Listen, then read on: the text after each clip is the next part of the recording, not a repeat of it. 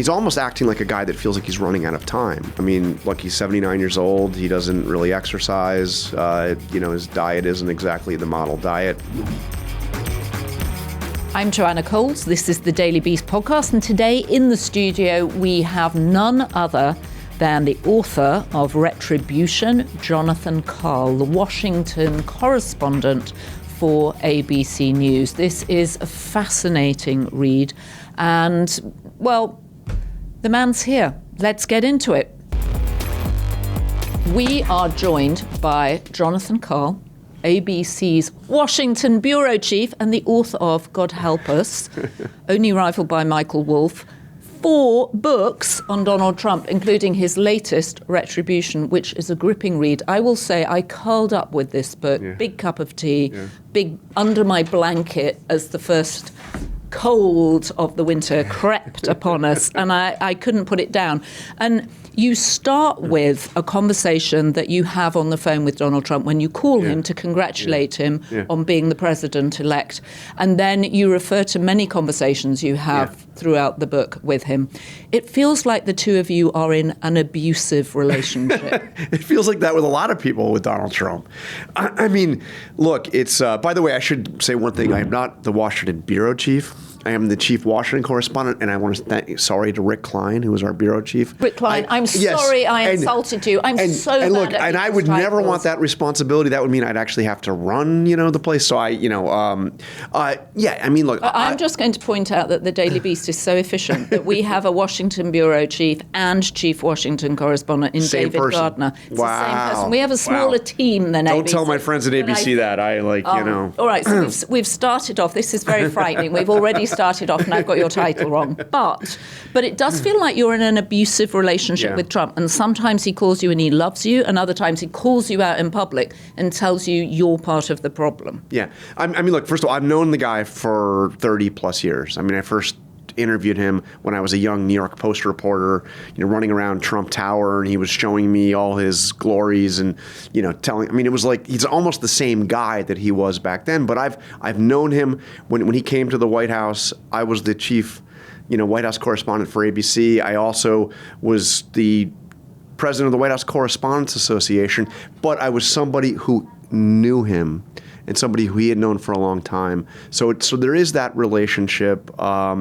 And he gets, I think I've gotten the sense over time that he always thinks that he can pull me in and I'm going to be like, in his camp in some way. And he doesn't understand, I'm a journalist.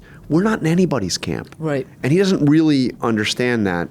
How can he not understand that after all these years? You've known him 30 years. How can he not understand that? I mean, he said to me recently, first of all, he attacked me recently over my hair, which was very unusual. That's for Donald Trump. He said to me, it was a Truth Social post, and he said, "What the hell happened to his hair?" It was just an aside in this rant he was on, and I texted him after I saw that, and I said, well, maybe I should get some advice from you on hair. I mean, the hair. And, he gave me an angry response. He was clearly genuinely upset. And in his response, he said, you backed the wrong side. And I said back, as you know, I don't back any side. I report the facts. And he's like, bullshit. And so he doesn't quite, But in the book, you do say that you didn't expect him to win, that you didn't call it. No, I didn't. Look, I guess I was wrong twice on this, because I certainly didn't think he was going to win in 2016. But back then, I'm not even sure Donald Trump thought he was going to win. No, he seemed incredulous on the night when he was actually clearly winning. He seemed, and Melania was crying. Yeah, I mean, this was a great adventure. I mean, I took a lot of heat, as Trump will remind me of time. I did the first network interview with Donald Trump of the 2016 cycle. It was back in 2013. He was out in Iowa at this, religious right kind of event called the Daily Leader. And I figured it was a slow August Sunday. We went out there. I interviewed him for like a half an hour. It was a very lively interview. We only used a few minutes of it on the show. But people are like, why are you spending any time talking to Donald Trump? You know he's never going to run for president. You know this is never going to happen. He's just trying to get attention. He just wants to boost ratings for The Apprentice. And we aired part of the interview, and Trump always remembers that, and he's brought it up to me. I can't tell you how many times. In a good way, because you did the interview seriously early, and everybody gave you a hard time. But boy, did you get great ratings. I mean, I don't know what the ratings were. We only aired a few minutes of it. Right. But he was like, and he's constantly brought this up. He's changed the venue of the interview a couple times because I did a couple interviews in those early times, and I actually didn't think he was going to run either, but I thought he was an interesting figure. Here was this, liberal big city developer who had backed Democrats for his whole life, going around and courting these Republicans. I thought it was an interesting story, and I actually spent a lot of the time asking him what he thought of the other Republicans. And also, there was a moment I was like, in this birther thing, I mean, are you prepared now to just apologize for what you said about Obama? I mean, and admit that you were totally wrong? And he was like, no, I don't think I was wrong. And I was like, oh, come on. But isn't he, and wasn't he, as early as back then, an absolute gift of a politician's interview because he's not a politician? Well, he's especially at this Right. time, because who were the main figures in the party going into that election? I can't even remember them. He's eclipsed everybody. I'll give you two, and one on each side. There was Jeb Bush, right, and there was Hillary Clinton. Right, so low-energy Jeb. And Hillary Clinton, and what did they have in common is they were so careful about everything they said and calculated. They did very few interviews, and when they did, they were and every speech was very disciplined. They had a disciplined message. And here's Trump coming out, and it's like, you never know what he's gonna say. And by the way, he's talking to everybody and at all times. And this is, this was the fascination, and this is how he really, caught on. So you've written 4 books about him. You've really, really studied the man. How would you describe his personality? What is his character? I mean, you've referred to him as a Shakespearean character.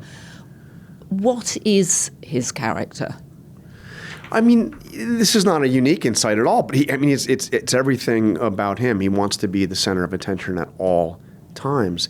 And you asked a question about, you sounded like I had been in an abusive relationship. I'm not sure about that, but I will say that his relationships with people around him often feel like they are abusive relationships. Well, and to clarify, what I mean is you don't ever know where you are with him. Right. You've no idea if he's going to be nice Trump or nasty Trump. He berates people publicly. He humiliates people publicly. He's done that to you when you've been in the press line.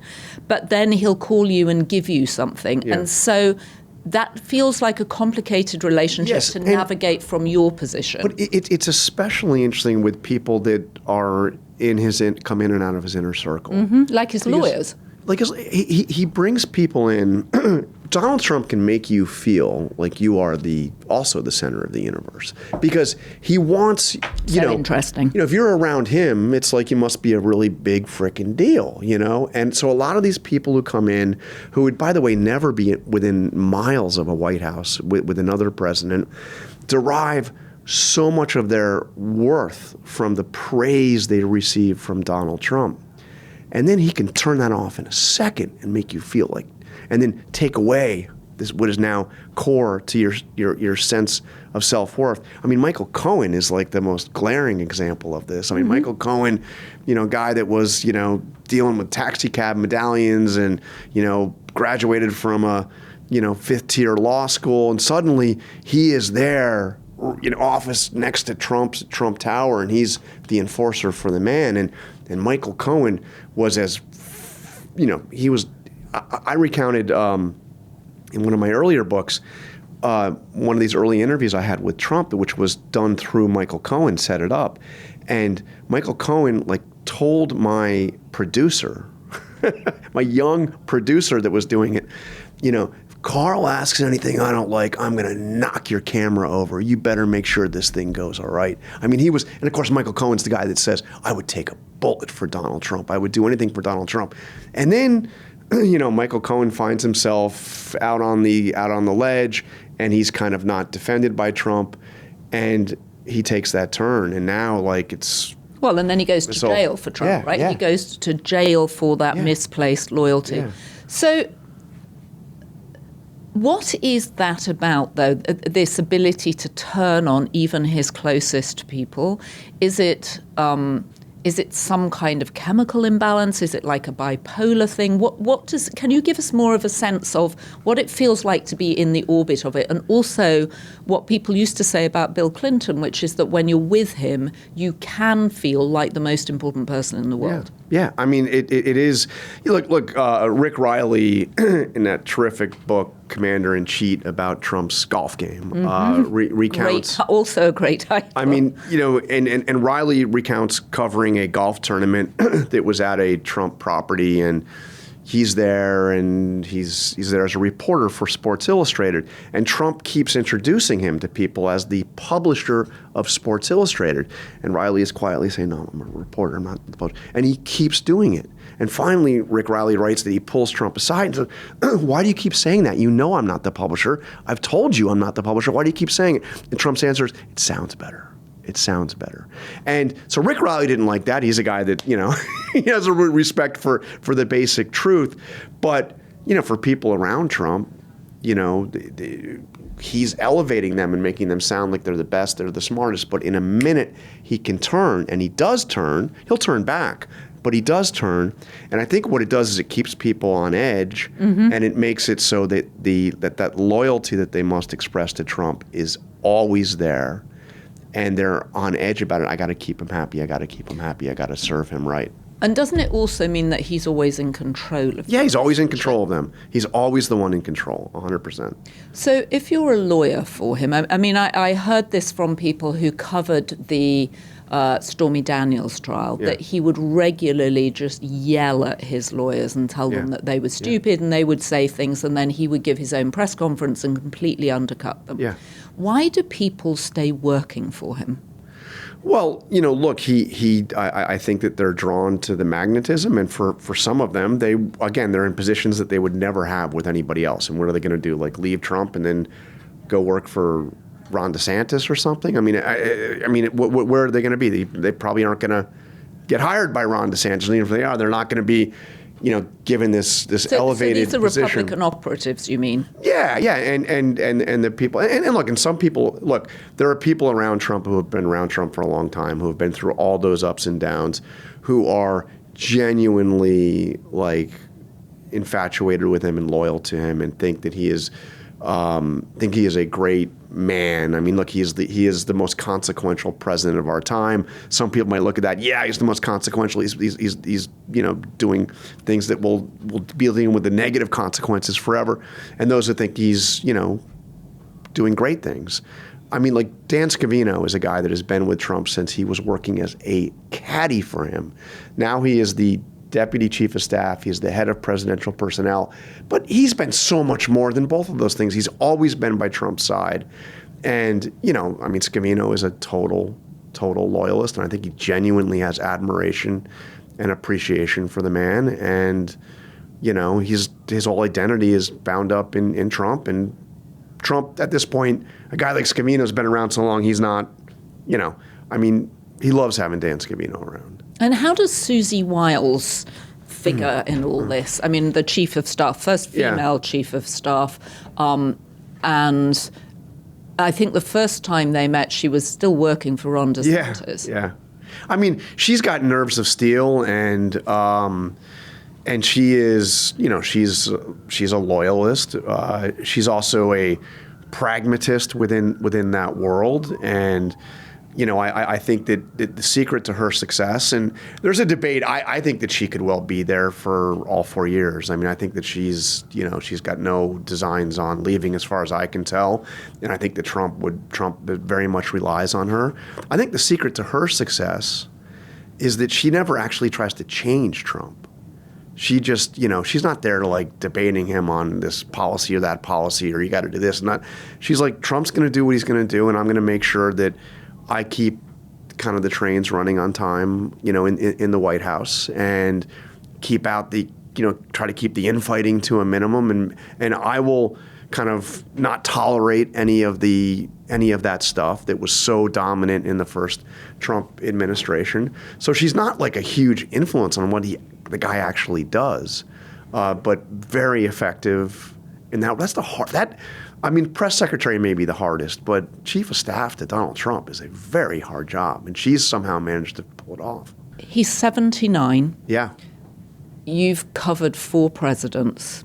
How does his health and his energy seem to you? I mean, we've seen him covering up bruises on his hands with makeup. I mean, look, there's all kinds of speculation about that, and much was made of the fact that he was closing his eyes in a recent, Oval Office Well, he appeared to meeting. be asleep. Yeah, I mean, all that. So, but I don't know. I think it's a very dangerous thing to get involved in speculating about health.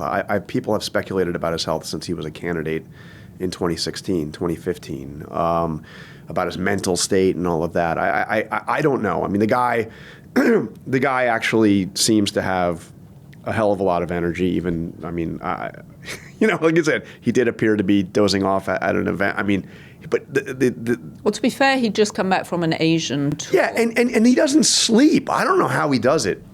I don't really understand it. Bill Clinton was like this.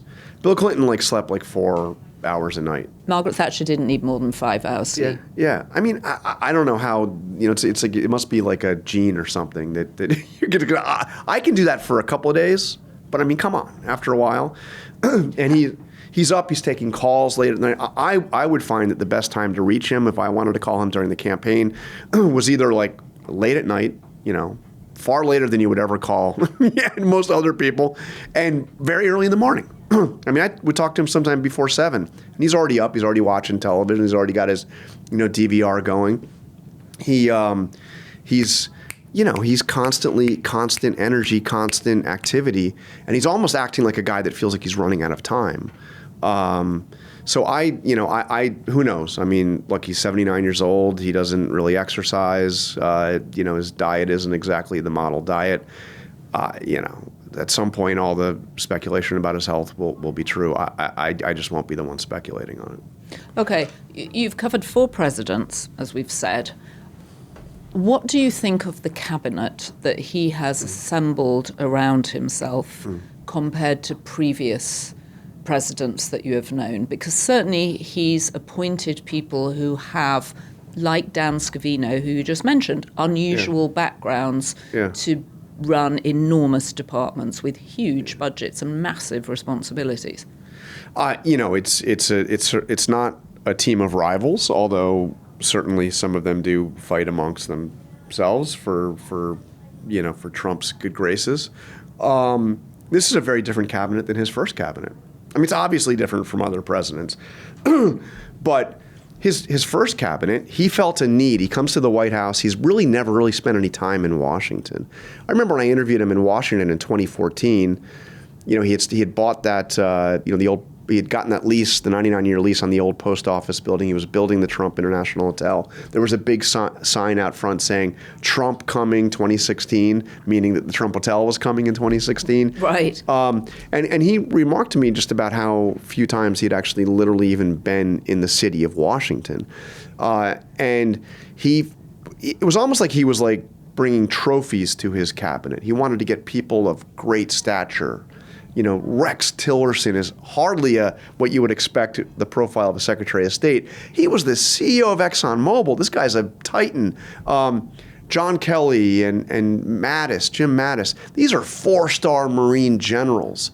These are big, people of consequence. Put him in the cabinet, Homeland Security, the Pentagon. Jeff Sessions was a former federal judge, leading conservative in the Senate. Make him your attorney general. These were people of consequence and credentials. And all those people I just mentioned, Trump feels betrayed him. It's like, what good did it have to have these people if they weren't actually loyal to me? So this time around, he's not caring so much about those credentials. It's truly about the personal loyalty to him. And they weren't loyal to him. Rex Tillerson famously got quoted as saying Trump was an absolute moron. Dumb as a rock, I think. Right, and we know that they were trying to stop Trump from doing what he wants. Yeah, Mattis and Kelly. I mean, Kelly ended up calling him a fascist. And Jeff Sessions refused to act like his personal attorney. I mean, Jeff Sessions agreed with everything Trump was doing, but he wouldn't take the step of like firing the independent counsel, the special counsel. Right, and Gary Cohn removed papers from his desk. Yeah, Gary Cohn, another one. I mean, there's a great, Goldman Sachs. I mean, these are like serious people, but they were serious people. And they weren't willing to do whatever the boss wanted them to do. So by implication, are you saying that the people he has around him now are not serious? I'm not going to say they're not serious, but what I'm going to say is the people around him are not going to be trying to steer him and control him in that way. And and they'll make the argument, well, he's the one that the American people elected. I actually had a very interesting conversation with H.R. McMaster several years ago. He was his head of national security. He was the national security advisor, and he often clashed with Kelly, who was the chief of staff at the time. Both of them generals. McMaster, a 3-star Army general. Kelly, a 4-star Marine general. And Kelly was constantly trying to stop the president from doing things kind of quietly, not like confronting him head on, but there was an incident where it's actually really timely when you think about where we are now. This was in the first term, where there was a meeting in the Oval Office, McMaster, Kelly, and some of the other national security folks, and Trump is demanding a war plan for Venezuela. Totally timely. Yeah. Totally timely. And, he had various ideas. One was a naval embargo, but he wanted a whole list of military options for Venezuela. And McMaster is saying, sir, I really don't think that's necessary. We have other tools in our, we've got diplomatic pressure, we've got economic pressure. And Trump is getting angry with him. And he's like, damn it, I want a war plan for Venezuela. The meeting breaks up. McMaster heads down the hall, outside the Oval Office, and Kelly catches up with him and says, so what are you doing? And he's like, well, I'm calling the Pentagon, and I'm going to get him to do what he wants. He goes, don't you do that. Are you kidding me? If you do that, there's going to be stories about how the military is preparing for war with Venezuela. We're not going to go to war with Venezuela. So this is a fundamental disagreement about how you deal with a president that you disagree with. Mm-hmm. Kelly didn't confront him in the actual meeting. He just listens to him, lets him vent, lets him say what he wants to do. McMaster actually does, but then the decision is made. Nobody elected H.R. McMaster or John Kelly. They elected Donald Trump. So it's a fundamental disagreement about how you deal with it. Well, I think now you actually don't even have much of either of those approaches. You don't have people that are quietly trying to undermine him. You do have some, a recent example was the decision to indict Tish James. Mm-hmm. Or the first one, Comey, and then Tish James out of the Eastern District of Virginia. And Trump did hear advice from the leadership at the Justice Department that was not a strong enough case and not a good idea to go forward with. But he charges through. Right, and the person who was asked to do it, in fact, stepped aside. Yeah, the U.S. attorney for the Halligan. Yeah. Well, I was going to come on to the Justice Department because you call the book Retribution. Yeah.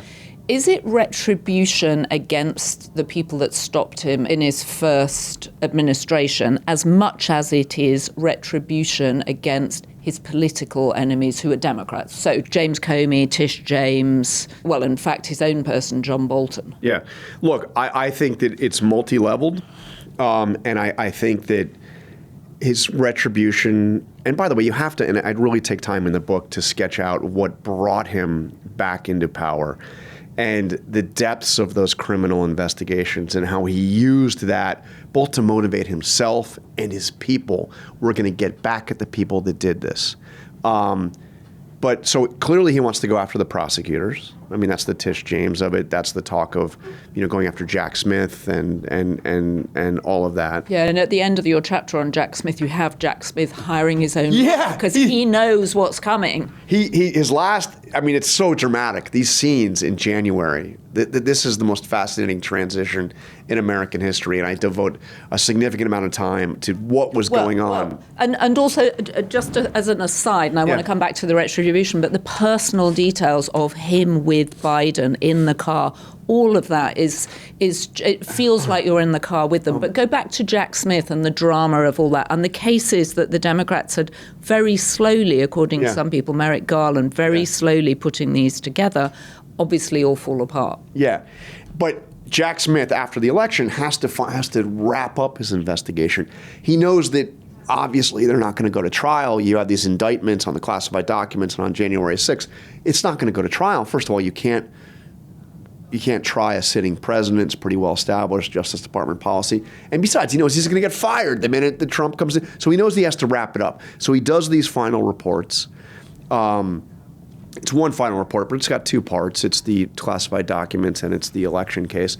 And his office is not at Main Justice. It's in another part of Washington. It's like an unmarked, nondescript building behind Union Station. He gets in the car with an aide. He comes to Main Justice. He physically hands over the report to Merrick Garland and bids farewell. And then he literally goes from Main Justice to one of the big firms in D.C. and lawyers up because he knows that his work is done. He then quietly resigns. By the way, he announced his resignation in a footnote in a court filing.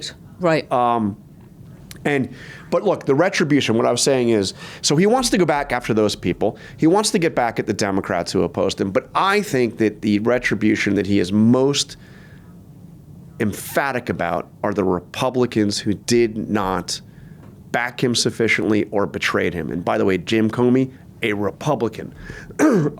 John Bolton, a Republican, obviously right? Republican. His national security advisor at one point. And Steve Bannon recently floated the idea that Bill Barr should be prosecuted and should be in prison, he said. Bill Barr! I mean, this is like...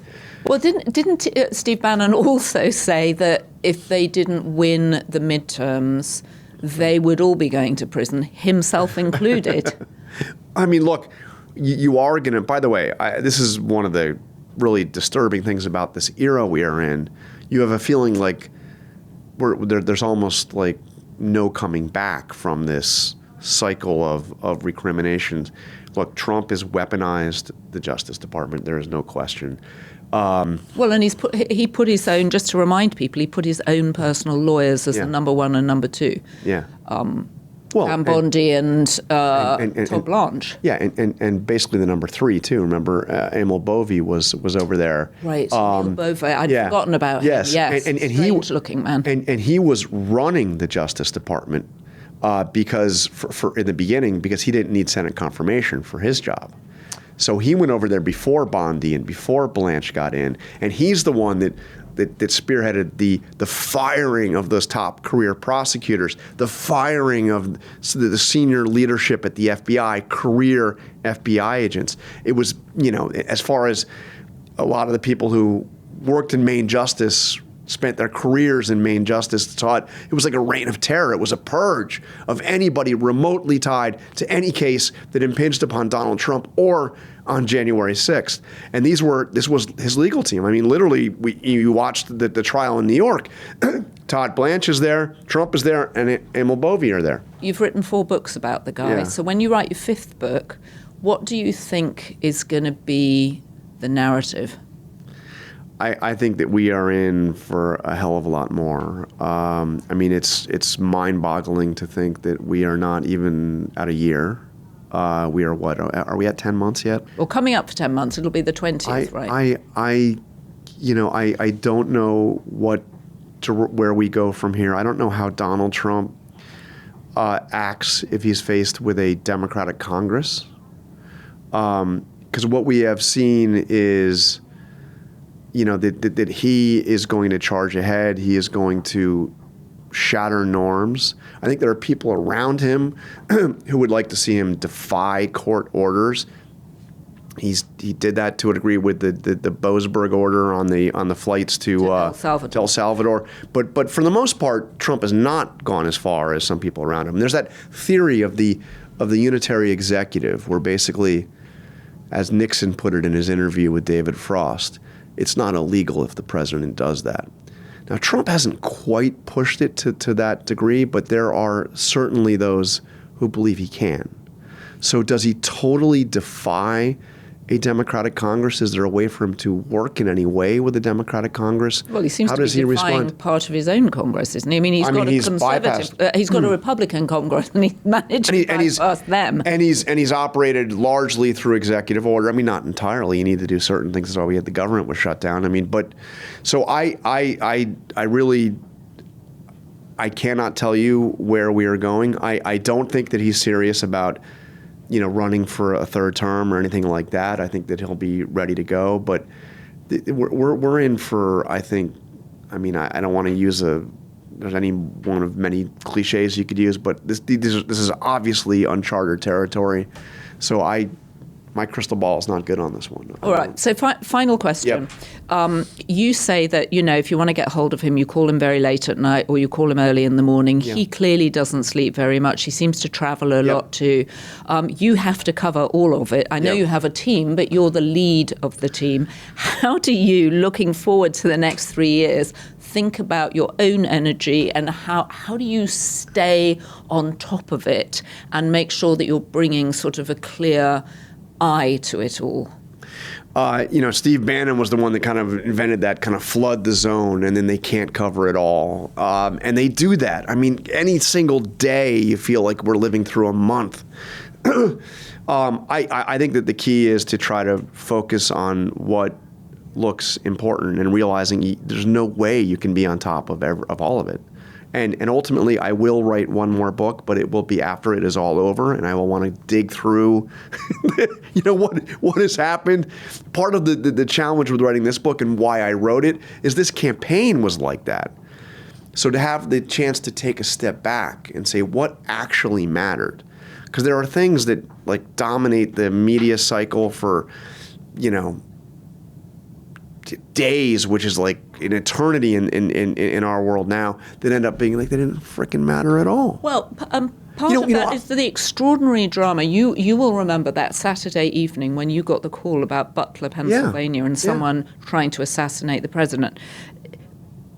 Do you think it was a genuine thing? Do you think that Matthew Crooks was just a rando guy trying to kill someone that would bring him attention? Look, there is something strange in our world right now, which is the erosion of the idea that there is the truth, that you can depend on facts and official sources of information, and people don't believe anything. And this is actually the biggest challenge facing our democracy. And with, we focus so much on people on the right who are obsessed with conspiracies and the craziness surrounding the 2020 election. And I recounted in Betrayal, this theory that went all the way into the West Wing of the White House, that Italian spy satellites were used to flip votes in Georgia voting machines. I mean, give me a break. This stuff was cuckoo, but it got the attention of the chief of staff at the White House, who ordered the Justice Department and the Pentagon to investigate it. Kooky stuff. Now there's kooky stuff everywhere. And I can't tell you how many people believe that that Butler was entirely... Was a setup, right? Was entirely a setup. I mean, tell that to the family of Corey Comparatore, who got killed, or the other two who got seriously wounded. Tell it to my friends, the photographers that were there, who, including Evan Vucci, took that picture. This is an amazing picture. An incredible picture. Doug Mills, who took the picture of the bullet. Oh, yeah. Went back and looked and saw the bullet going right by. I mean, the Butler happened. It wasn't first of all, if you tried to set that up, you would never be able to set it up that well. I mean, we can debate what exactly happened with his ear. I mean, did the bullet hit his ear? Was it? I mean, I don't know. I mean, they haven't been very transparent with the medical records. But Thomas Crooks climbed on that roof. He took those shots. A Secret Service sniper took him out. By one of the extraordinary things that I learned in the case of in the process of reconstructing Butler is that was the first time in all of the history of the Secret Service that there were counter snipers at an event that didn't involve the President of the United States. So counter snipers are part of the security. Was that because he'd been a president, though? No. It was the first time a Donald Trump event had counter snipers. Was that event. That's crazy. And why? Here's why. This is wild. It's because the Secret Service had been tracking threats from Iran and increasing intelligence, non-specific but consistent, that Iran was going to try to assassinate Donald Trump. So they decided we need an extra layer of protection. We're putting counter snipers. Now, there was no specific threat from Iran at Butler, and there's no evidence that Crooks or anybody else had any ties to Iran, that Iran had anything to do with what happened in Butler, but they were there because of the Iranian threat. So in other words, Trump's life might have been saved because of Iran. You really can't make it up, can you? You can't make it up. It's extraordinary. All right, so final question, because it's always in the news and it's always bubbling under. Jeffrey Epstein. Yeah. What do you think is in the Epstein files? What even are the Epstein files? I mean, it's not like a file in the cabinet. I mean, it just means everything that the Justice Department has that was part of the case against Epstein, everything that mentions Epstein's name.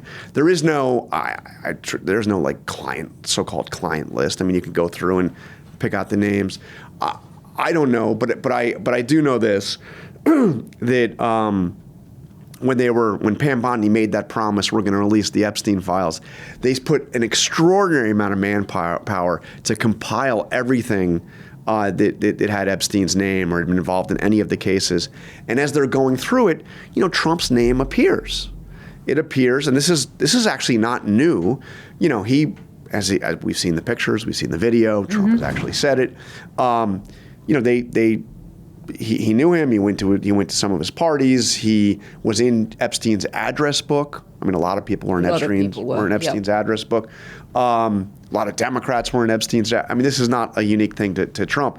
He was on the flight logs. A lot of people were on Epstein's flight logs.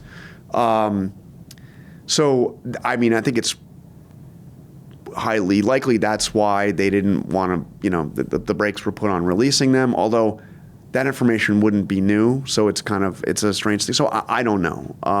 The emails coming out of the Oversight Committee seem new.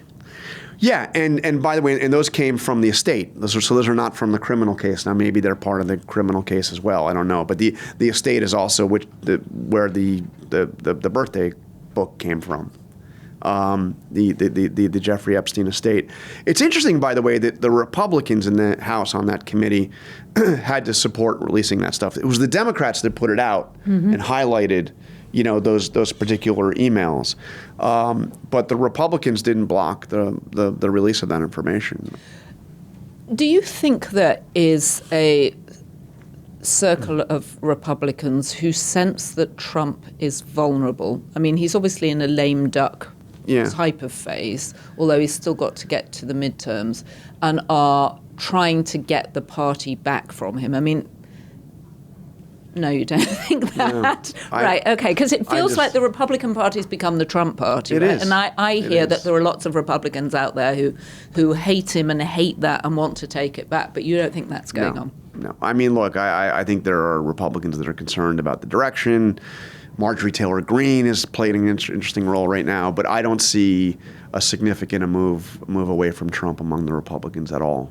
I mean, it'll happen eventually, I would assume. I mean, it always, he will be a lame duck. He will leave the White House. They will have to figure out where they go from there. But it is absolutely still Donald Trump's Republican Party. It's so interesting to hear your insights. Thank you so much for coming in. Yeah, thanks for having me. I used to think of political biographies as being so dense and you couldn't get through them. And this is like an amazing character study of the most interesting man in the world. I mean, the most consequential figure of our time. Yeah. And that is Shakespearean. There you go. Jonathan Karl, thank you very much. Great, thank you. the most interesting thing about it is that you would imagine that Retribution was about his Democratic enemies, but as Jonathan says, it's also about his Republican enemies, the people on the Republican side that actually tried to take Donald Trump down, that tried to stop him doing what he wanted to in his first administration. Anyway, strongly recommended. It's holding forth on the bestseller list. If you have been, thank you for joining us. Don't forget to subscribe to this podcast. We're independent media, so we appreciate your support. Feel free to leave a comment on our YouTube page. Join our community of Daily Beast members, and you get tons of extra content. And as our First Lady would have us, don't forget, be Beast. And a special thanks to our Be Beast tier of members. Herbie, Andrew Meller, Fulvia Orlando, Laz Conde, Sandra Clark, Bonzo, Val Love Francisco, Bocock DC, Karen White, Heidi Riley, Connie Rutherford, Sharon Shipley, and Andrea Hodel. And we know it's Hodel because she wrote to tell us we've been mispronouncing it. So I think because it's a Swiss name, it's Hodel, like yodel. I think that's right. Andrea, you can always write back and tell us if we've got it wrong. Thank you to our BB's tier of members. We love you.